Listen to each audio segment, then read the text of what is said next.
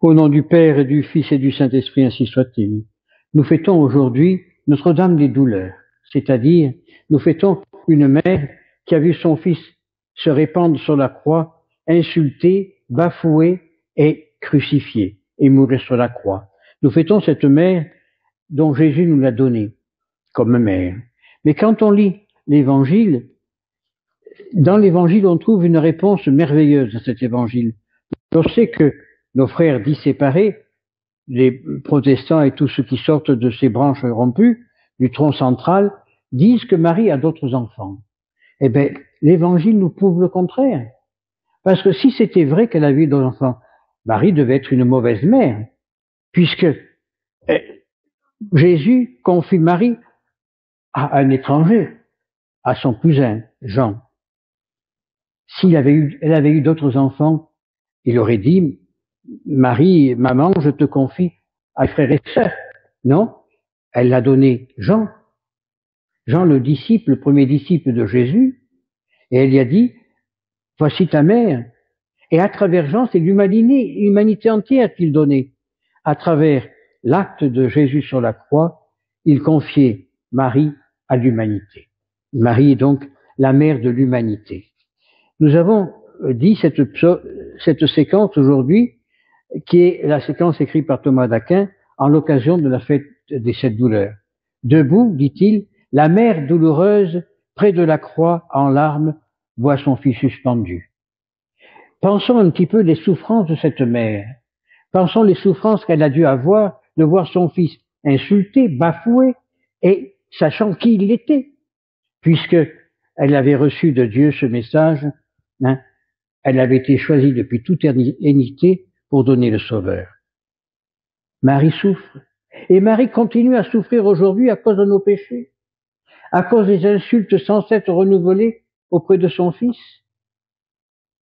Marie, c'est cette dame des douleurs, cette Vierge qui souffre en silence pour nous sauver. Marie est cette mère parfaite qui nous ouvre les bras et qui nous dit « Venez, venez près de moi, je vous consolerai ». Et Marie, si vraiment on ouvre notre cœur, elle ouvre le sien et elle nous ouvre tout ce que nous avons besoin. Marie, Vierge bénie entre toutes les vierges, est là. Elle souffre en silence pour nous. Elle voit son fils tourmenté. Elle voit son fils bafoué. Mais elle le voit aussi ressuscité. Et elle assiste elle aussi à la résurrection. Là encore, lorsque, à l'heure actuelle, on dit, oh, on pourrait avoir des femmes prêtres, on pourrait ceci et cela. Mais alors, si c'était vrai, Marie aurait choisi sa mère comme première prêtresse? Non, il l'a pas fait. Mais au Cénacle, il n'y avait que les apôtres. Marie n'était pas présente au Cénacle, elle était dans la salle basse. Marie a toujours su s'humilier, si je puis dire, s'écarter de la voix de son fils pour pouvoir véritablement faire ce que Dieu voulait, ce que le Père voulait, c'est-à-dire sauver l'humanité. Et pour cela, il faut revenir au début. Alors c'est vrai, je me répète souvent, il faut revenir au début de la création. Dieu crée le ciel, la terre et l'univers entier. Dieu crée tout ce qui est autour de nous. Les arbres, les oiseaux, l'eau, la mer et nous-mêmes. Il crée tout. Seulement, l'orgueil humain, un ange, Lucifer, l'ange des lumières, il est jaloux. Il est jaloux de cette création, donc il va tenter Adam et Ève pour que justement ils combattent Dieu. Et ils sont dans le jardin d'Éden, dans le paradis, auprès de Dieu, et là, Dieu leur apparaît, mais ils sont nus, donc ils ont honte de leur nudité, ils vont se cacher. Et Dieu leur a compris qu'ils avaient fait un péché. Il leur dit, je vous mets à la porte de la maison. Je vous mets dehors, partez. Vous reviendrez lorsque vous aurez demandé pardon. Et comme l'homme est trop orgueilleux, il n'est pas capable de demander pardon, alors il dit, je vous enverrai quelqu'un, un sauveur, qui vous ramènera à la maison paternelle, par le baptême, par d'autres chants. Et il est passé des millénaires entre le moment de la création à la vue du Seigneur. Et entre-temps, Dieu a envoyé des prophètes, des petits, des grands prophètes, des patriarches pour annoncer la venue du Christ. Élie, un des plus grands prophètes, dit, ben oui, une femme enfantera, une vierge enfantera et nous donnera un fils. Ce fils sera appelé Emmanuel, Dieu parmi nous.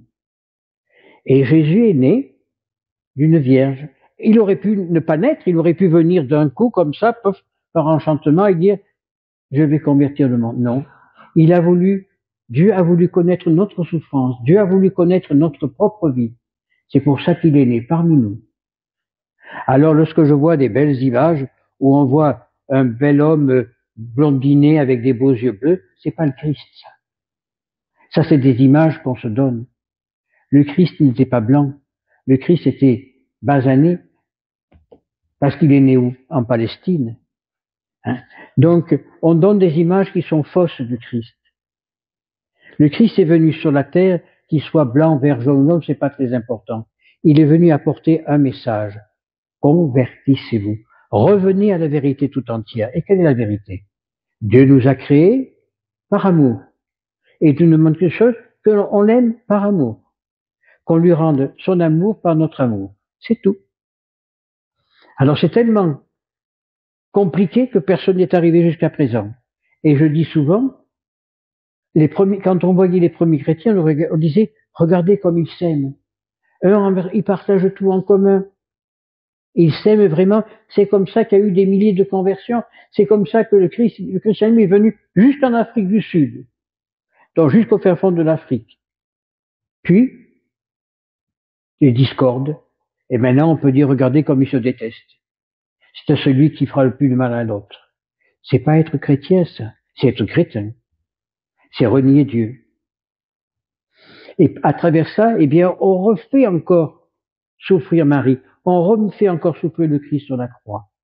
Alors nous, chrétiens, nous devons vivre cet amour absolu de l'amour de Dieu. Nous devons vivre cette compassion, cette miséricorde complète. Mais bien sûr, quand on voit le combat qui se passe dans le monde d'aujourd'hui, des choses que je ne comprends pas. Peut-être que je suis balourd, peut-être que je suis bête, mais je ne comprends pas. 12 églises ont brûlé depuis le début du mois. 12, pas une, 12, en France. Personne n'a rien dit. On dit que c'est des fous qui ont fait ceci. Mais quand on attaque une mosquée, ils sont plus fous les gens. On dit que c'est du racisme. Mais pour les chrétiens, c'est pas du racisme. C'est des fous qui font ça. Expliquez-moi pourquoi. Expliquez-moi pourquoi que celui qui a mis le feu dans l'église Immaculée Conception en Normandie, le même a mis le feu dans une mosquée, il a pris 2 ans de prison pour racisme, mais là, il est en asile psychiatrique. Il a guéri entre-temps? Il y a un problème. À l'heure actuelle, on veut absolument détruire l'église, on veut absolument détruire le christianisme. Et on vit à ce qu'il a dit le Christ. Arrivera un temps, on vous chassera des synagogues, des églises. On va vous combattre, on dira que vous êtes fous, que vous êtes véridique. On va vous dire, n'allez pas là-bas parce que je n'y suis pas. C'est l'évangile. Alors c'est la fin d'un temps. C'est la fin d'un temps. Je suis persuadé que, je ne sais pas si c'est dans 1 mois, 2 mois, ou 6 mois, ou 10 ans, mais le Christ va revenir. Nous sommes à la fin d'un temps. À la fin d'une période. Je dis pas la fin du monde. Je dis la fin d'un temps. Ce qui est différent.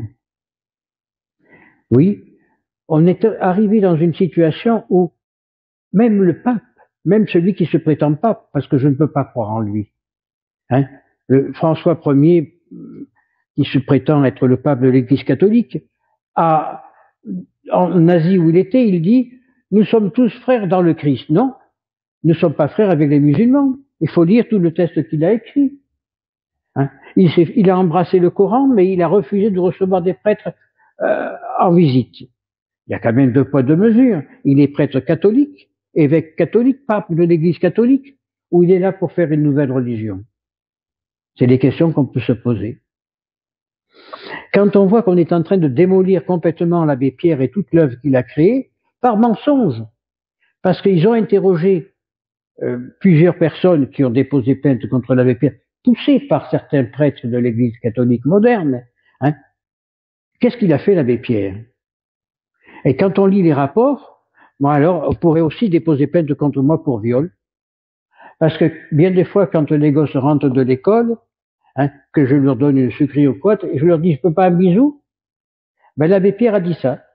L'abbé Pierre, quand il donnait des appartements à des gens, quand il les donnait des enveloppes à des gens pour les aider, il disait en rigolant, et mon bisou? Eh bien, ils ont déposé plainte ça pour viol. On arrive où? On arrive parce qu'il faut détruire l'Église. Il faut détruire toute l'œuvre du Christ. C'est là le problème. Alors nous, chrétiens, ouvrons les yeux. Ouvrons les yeux et combattons les hérésies de ce monde. Ouvrons les yeux et sachons dire à Marie, maman, voici ton fils. Sachons vivre dans l'ombre de Marie. Sachons se mettre sous le manteau de Marie pour être protégés de tout. Et on étendra miséricorde de Dieu et on aura tout ce que nous avons besoin lorsqu'on en a besoin. Il suffit de demander à Marie, maman Marie, venez à mon secours. Maman Marie, j'ai besoin de vous. Je ne cherche pas mes intérêts, mais les vôtres. Ne vous irritez pas contre moi, maman, mais aidez-moi à combattre le mal, aidez-moi à sortir du marasme dans la vie dans lequel je suis, pour pouvoir demain avec vous chanter les gloires de votre Fils, ainsi soit-il.